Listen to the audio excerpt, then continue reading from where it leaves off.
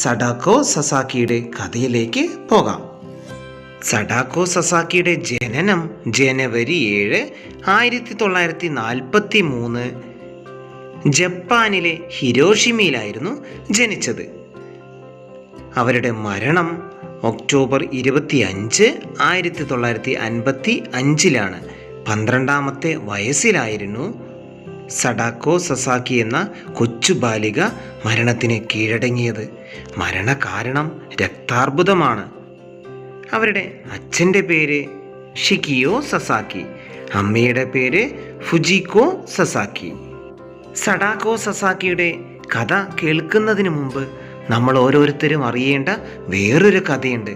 ലോകത്തെ വിറപ്പിച്ച തീനാളത്തിൻ്റെ കഥ.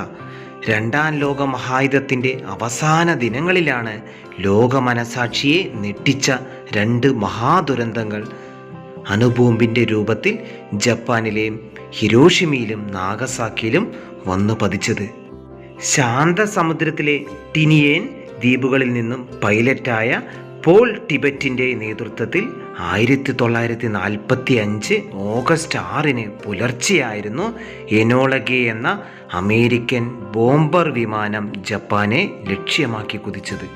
രാവിലെ 8:15 കഴിഞ്ഞ് 17 സെക്കൻഡിലെത്തിയപ്പോൾ ലിറ്റിൽ ബോയ് എന്ന ഓമന പേരിട്ട യുറേനിയം ബോംബ് ജപ്പാൻ നഗരമായ ഹിരോഷിമയുടെ ഹൃദയഭാഗത്ത് പതിച്ചു. 1000 സൂര്യന്മാർ ഒന്നിച്ചുദിച്ച ചൂടിൽ നഗരം വെന്തെരിഞ്ഞു. 13 ചതുരശ്ര കിലോമീറ്റർ വിസ്തൃതിയിൽ നഗരം ചുട്ട് ചാമ്പലായി. ബോംബ് വീണ നിമിഷങ്ങളിൽ തന്നെ 70,000 പേർ മരണമടഞ്ഞു. 45 ദിവസത്തിനകം മരണസംഖ്യ 1.5 ലക്ഷത്തിൽ കവിഞ്ഞു. അണുവികിരണമേറ്റ് 4 ലക്ഷത്തിലധികം ജനങ്ങൾ ജീവച്ഛവമായി. ഹിരോഷിമ നഗരത്തിലുണ്ടായ 76,000-ഓളം കെട്ടിടങ്ങൾ തകർന്നടിഞ്ഞു. നഗരത്തിൽ നിന്നും 6 കൈവരികളിലായി പിരിഞ്ഞൊഴുകുന്ന നദിയിലെ വെള്ളം തിളച്ചുമറിഞ്ഞു. അതുവരെ ലോകത്ത് പ്രയോഗിക്കപ്പെട്ട ബോംബിൻ്റെ 2000 മടങ്ങ് പ്രഹരശേഷിയോടെ ഹിരോഷിമ നഗരത്തെ ചാമ്പലാക്കിയിട്ടും അമേരിക്കയ്ക്ക് കലയടങ്ങിയില്ല. 3 ദിവസം കഴിഞ്ഞ് ഒക്ടോബർ 9 അതേ ഉറവിടത്തിൽ നിന്നും തന്നെ ബോസ്കാർ എന്ന യുദ്ധവിമാനം അതിപ്രഖരശേഷിയുള്ള അണുബോംബുമായി ജപ്പാനിലെത്തി. ഫാറ്റ്മാൻ എന്ന പേരിട്ട ഈ പ്ലൂട്ടോണിയം ബോംബ് ജപ്പാന്റെ തുറമുഖ നഗരമായ നാഗസാക്കിയിലാണ് ഏകദേശം രാവിലെ 11 മണിയോടെ വർഷിക്കപ്പെട്ടത്. 1,00,000 അടി ഉയരത്തിൽ നഗരം തീഗോളമായി മാറി. ബോംബ് വർഷിച്ച നിമിഷം തന്നെ 50,000-ൽ അധികം ആളുകൾ കത്തിക്കരിഞ്ഞു. ഏതാനും ദിവസങ്ങൾക്കുള്ളിൽ മരണസംഖ്യ ലക്ഷങ്ങളായി. അണുബോംബ് സ്ഫോടനത്തിൽ ജീവൻ നഷ്ടപ്പെടാതെ അതിൻ്റെ പ്രത്യാഘാതങ്ങൾ അനുഭവിച്ച് ജീവശവങ്ങളായി കഴിയുന്നവരെ ജപ്പാൻ ഭാഷയിൽ ഹിബാകുഷു എന്ന വിളിപ്പേരിൽ അറിയപ്പെട്ടു. അണുവികിരണങ്ങൾ മൂലമുള്ള ജനിതക രോഗങ്ങളാൽ കഷ്ടപ്പെടുന്നവരാണവർ. ഹിബാകുഷു. ഞാൻ മരണമായി കഴിഞ്ഞു, ലോകം നശിപ്പിക്കുന്നവൻ. ആറ്റം ബോംബ് നിർമ്മാണത്തിന് രൂപകൽപ്പന നൽകിയ ഗവേഷക സംഘത്തിൻ്റെ തലവനായ ജെ. റോബർട്ട് ഓപ്പൻഹെർമർ ഹിരോഷിമയിലെയും നാഗസാക്കിയിലെയും ദുരന്തത്തിൻ്റെ തീവ്രത അറിഞ്ഞ ഉടനെ രേഖപ്പെടുത്തിയ അഭിപ്രായമാണിത്. തൻ്റെ കണ്ടുപിടുത്തത്തെ തന്നെ തള്ളിപ്പറയാൻ അദ്ദേഹത്തെ പ്രേരിപ്പിക്കത്തക്ക വിധം മാരകമായിരുന്നു ആ പ്രഹരം. യുദ്ധം അവസാനിച്ച് ആദ്യമായി അമേരിക്കൻ പ്രസിഡന്റ് ട്രൂമാനെ കണ്ടപ്പോൾ എൻ്റെ കയ്യിൽ രക്തം പുരണ്ടിരിക്കുന്നു എന്നാണ് അദ്ദേഹം പരിതപിച്ചത്. ഇനി നമുക്ക് സഡാക്കോ സസാക്കിയുടെ കഥയിലേക്ക് കിടക്കാം. ഇതൊരു കഥയല്ല, ജീവിതകഥ. ഹിരോഷിമയിൽ ബോംബ് സ്ഫോടനം നടന്നപ്പോൾ ഒരു പോറൽ പോലും ഏൽക്കാതെ അത്ഭുതകരമായി രക്ഷപ്പെട്ട ഒരു 2 വയസ്സുകാരിയായിരുന്നു സഡാക്കോ സസാക്കി. പഠിക്കാൻ മിടുക്കിയായിരുന്നവൾ. സ്കൂളിലെ മികച്ച ഓട്ടക്കാരിൽ ഒരാളായി വളർന്നു. 12 വയസ്സായപ്പോൾ ഒരു ദിവസം കായിക പരിശീലനം നടത്തിക്കൊണ്ടിരിക്കെ സഡാക്കോ ഗ്രൗണ്ടിൽ തളർന്നു വീണു.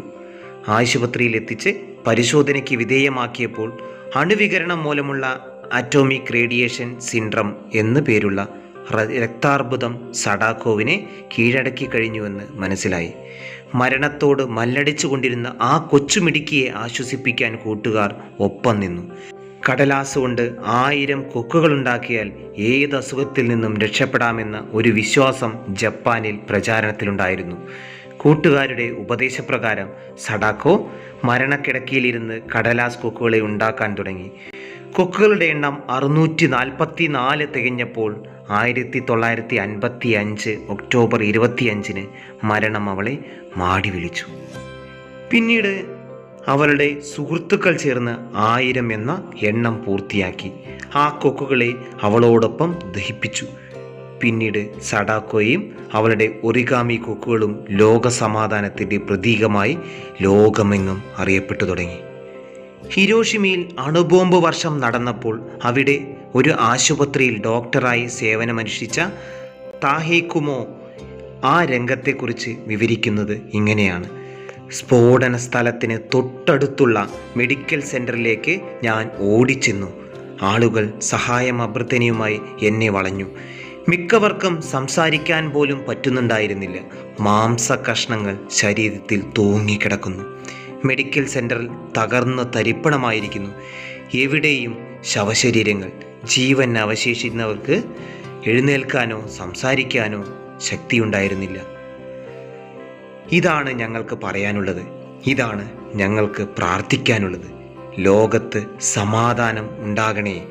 ഹിരോഷിമ നഗരത്തിലെ ദേശീയ പാർക്കിൽ ഗ്രാനൈറ്റ് ശിലയിൽ സ്വർണ്ണക്കൊക്കിനെയും കൈകളിലേന്തി നിൽക്കുന്ന സഡാക്കോവിൻ്റെ പ്രതിമയ്ക്ക് താഴെ രേഖപ്പെടുത്തിയ വാക്കുകളാണിത്.